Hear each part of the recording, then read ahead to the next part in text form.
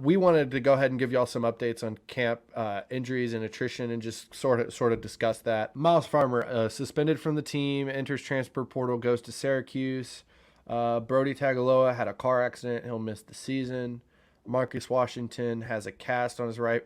Oh, he does not a cast anymore, but he's off and on at this point. I think they just said he's back like yesterday, so that's an update on him. Yep. Noonan, Maverick Noonan, the freshman,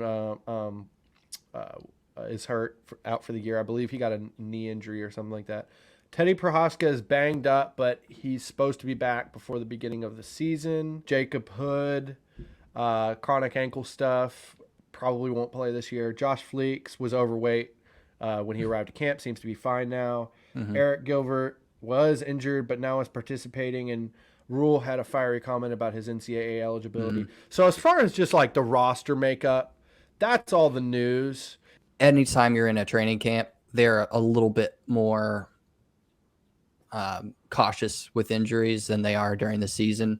Not that they're reckless during the season, but they really want players to start off the year healthy. So they're really cautious with like, all right, we're going to sit you today. We're going to rest you and go and like stuff like that. So I think a couple of those are, I think you said, just like kind of chronic stuff. They're trying to really get in a good place before the beginning of the season. So right. And in Jacob Hood's case with the chronic ankle stuff, I mean, he was of course the former 5-star offensive tackle prospect committed to Georgia, transferred to Nebraska. That was a big get. But I mean, he by all reports of everything that has been observed of him, he was a young guy who probably wasn't going to play yet anyway. So they sort of just announced it. He's basically on IR. That's basically why they do that, by the way, on the backdoor stuff. I mean, they have to have 85 scholarships, and they have to have 74, I believe, 74 for travel roster. And then there's 120 guys that Rule wants on the team. So when you take all that into account, if you have a guy who is going to be out and they need him to be out to recover, I don't know if, he would want to say this, but I believe that every program in the country is sort of just like, hey, we're going to announce this injury. He's not participating in camp, but while he's injured, he's on IR. He doesn't count towards your scholarships. yeah. So I think that's what they're doing with a lot of these guys as well. Yeah. So Yeah. One quick thing about camp that I thought was very interesting and something to point out, which was something, I don't know if they're doing it this week since we're sort of moving into Minnesota game prep.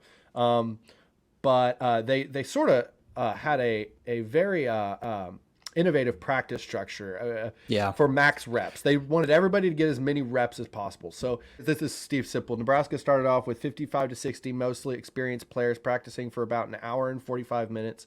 Then a similar sized group of younger and more inexperienced players practiced for roughly the same amount of time. Basically, what they did, they split up the youngs and the olds, the starters for the not.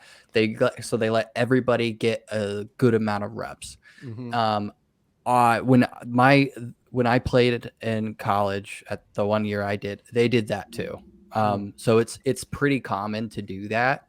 And then there's always mixture. They want people. Good insight. They want did best. You ever they run, want best on did best. Did they separate it at Tabor? Did they separate it goods and experience? Were you ever a part of that goods group that went out?